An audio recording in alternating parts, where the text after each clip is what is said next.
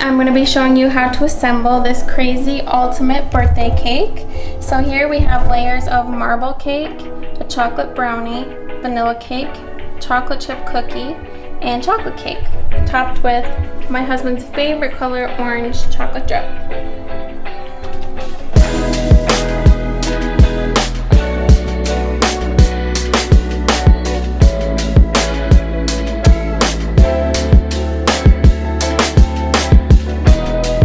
Today's my husband's 29th birthday.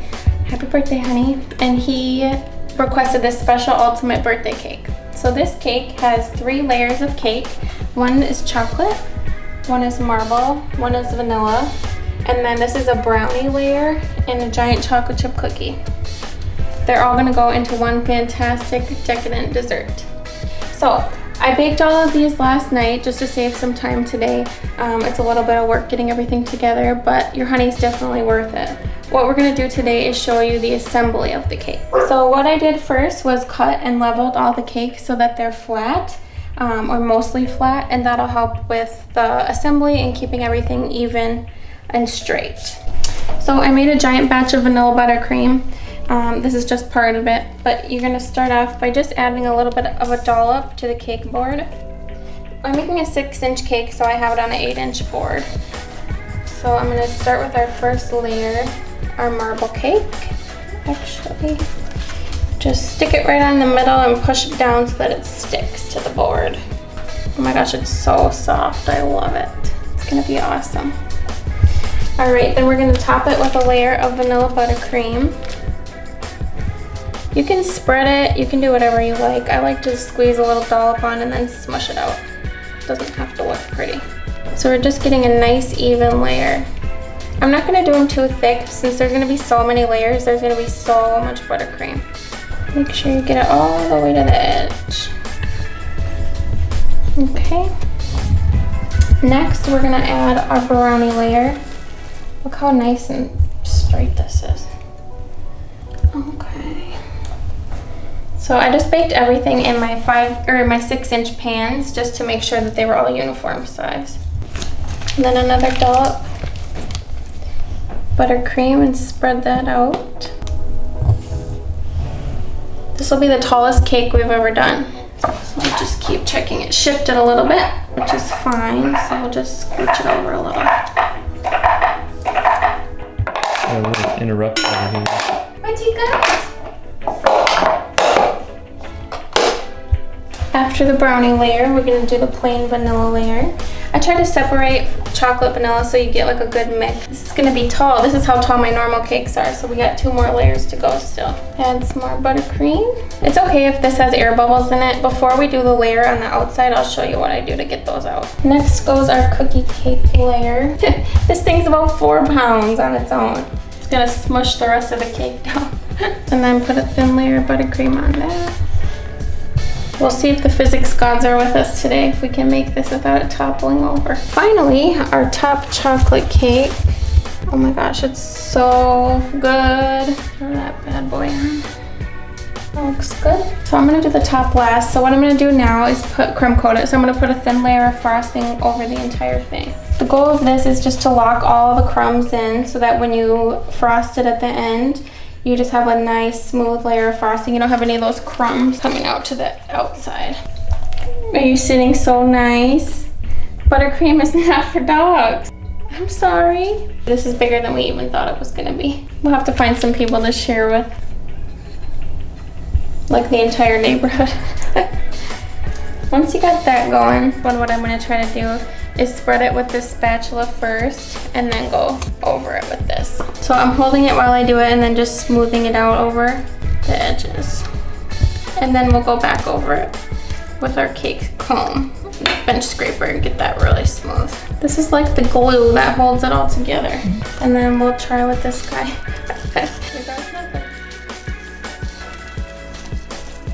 And then I like to use whatever my bench scraper picks up, and then I go back in and fill in the spots where it's bare. If it's leaning at all, we'll straighten it before we pop it in the fridge. Let's try this again. Same thing. Grab it off there and fill in holes. So then I'm just gonna fill in a little extra on the top here. This looks like a tree trunk. Like you could put this log in the fire and it'll burn all winter. I'm very particular, so I'm just gonna keep going with it till I like it, till it's smooth.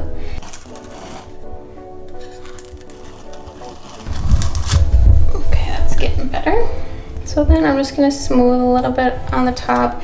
You can pull any extra you have from the sides or the edges in, and then just try to seal those crumbs in a little bit.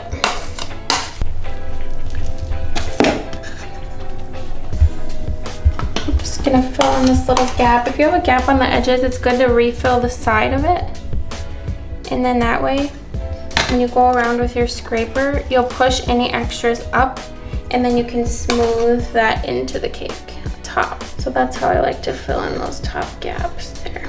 All right, how are we looking? Pretty good. Okay, so we're gonna pop this bad boy in the fridge for at least 30 minutes, allow it to really gel together and set, and then we'll put our final layer of frosting on. So as you can see, when this frosting sat in the bowl while we were doing everything else, it got sort of like hard again and air bubbly again. So you get like a rubber spatula or even a wooden spoon, and you just really go at it. And you sort of push it against the sides of the bowl, but you're just whipping some of the air out. And you can see it start coming back to silky smooth life. That'll just be easier. You won't have a lot of air when you're putting the frosting on the cake. It'll be easier to smooth out. Okay, there you go. Smooth. So my husband's favorite color is orange. So we're gonna do like an ombre effect of orangish buttercream on the cake. Take about a half out of just white frosting, because we'll use that for the whole top of the cake. To the rest of this, we're gonna add our food coloring. So I like to do it this way. To make the medium color, we're gonna dye all of the frosting and then pull that out, and then to the rest of it we'll add just a little bit more of what we already added, so it's the same color. Essentially it's just darker. I get all of my food color gel from AmeriColor because they're really good about gluten-free, dairy-free, nut-free. So I like that everything is safe. So I put a big drop of terracotta, it's called. It's sort of like an orange, you know, and then I'm gonna add a little bit of yellow. Let's see what that does. I scrape down the sides, mix it again, and then we'll pull some of it out. So now I'm just gonna take out about half of this, which is this nice orangey nice fall color, and put it in a smaller bag. Then we're just gonna add a little bit more food coloring to what's left in here to make it our darker color. So we'll just set this one aside and add a tiny bit more of everything. I think I'm actually just gonna whip it by hand since there's not very much left. So we got our third color. It's just a little bit darker, one or two shades darker than the other orange. So we'll pop that in another piping bag. And then we are ready to frost. Here we have our 3 buttercreams. So we have a plain vanilla white, and then the lighter terracotta and the darker terracotta. And I'm gonna make a white chocolate drip that goes on the top, because this is the ultimate birthday cake. So I just do it by eye. I know a lot of people do it by weight, but I'm not a lot of people. I just pour some white chocolate chips in a bowl, and then I pour some heavy cream over the top. I don't want it to be too thin. You can always add more. But then you just pop this guy in the microwave for a minute, stir it up, add your coloring, let it chill for 20 minutes while the cake is chilling after we frosted it, and then we'll put it on. All right, so I pulled these out of the microwave after a minute. I'm just gonna give them a really good stir to get the rest of the chocolate to melt. Then I'm gonna add in my colors. Give me a chance to show off my arm muscles. It's so hard to stir. So I'm just gonna do the same colors. I'm gonna add a little bit of the terracotta. Stir that up. And then terracotta itself looks more red. Ooh, that's like a deep orange. Look at it with my colors. I think I like it. I'm gonna leave it. Okay, I'm gonna let this sit for 20 minutes while we go frost the cake. So the cake is chilled. We'll put it back in the middle of our board. Time for the fun part. I'm gonna start with the darkest at the bottom and then work our way up. So we're just gonna go around the cake with this guy. You'll smooth it all out so it doesn't really matter. Then you go in with your second color, same thing. And they'll all sort of smush into each other. Okay, then we'll do our white.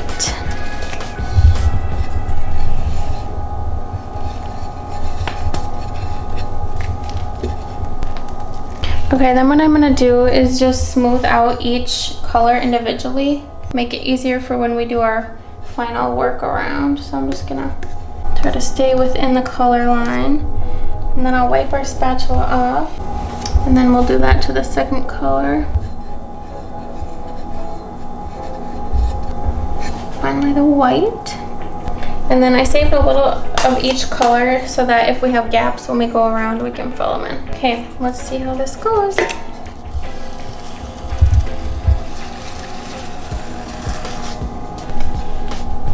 I'm just gonna scrape off the color I need, fill it in where I want it.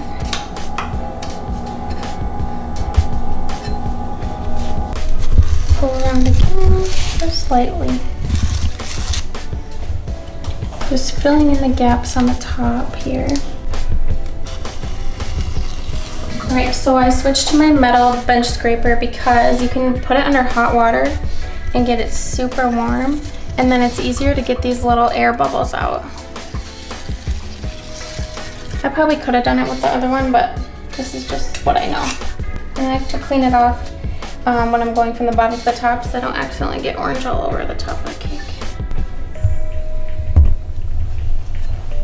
So now to get the top smooth, what I'm gonna do is use my angled spatula again.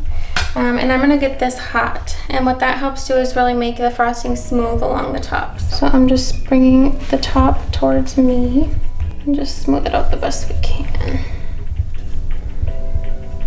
The edges don't need to be 100% perfect because you're gonna be doing a drip, which will cover it anyway.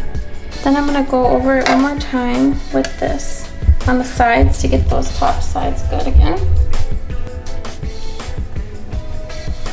And then smooth from the top again.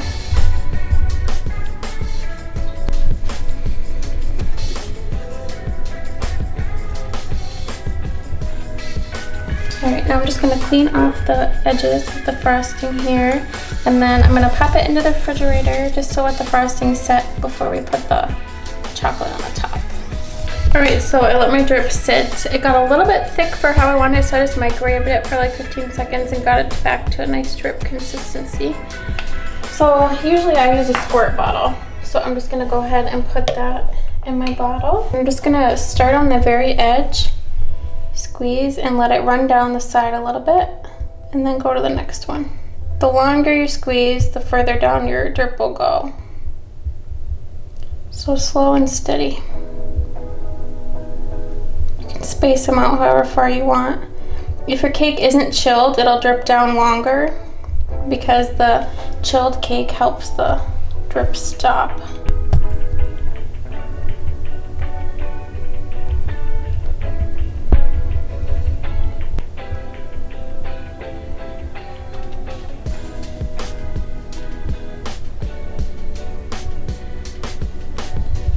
It's gonna fill in the top, so I'm just gonna squidgy it out, and then we'll smooth it out with a spatula. This doesn't have to look pretty. Done. Just kidding. I'm too OCD for that. Spread it out.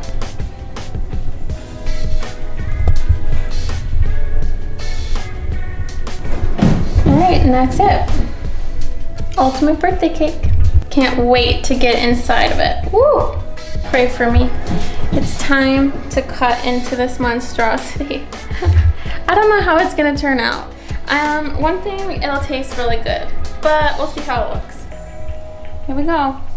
I got the big serrated knife again because I'm just gonna try to saw through it. Okay, we're at the cookie layer. Get it. Okay, that was pretty good. Place 2.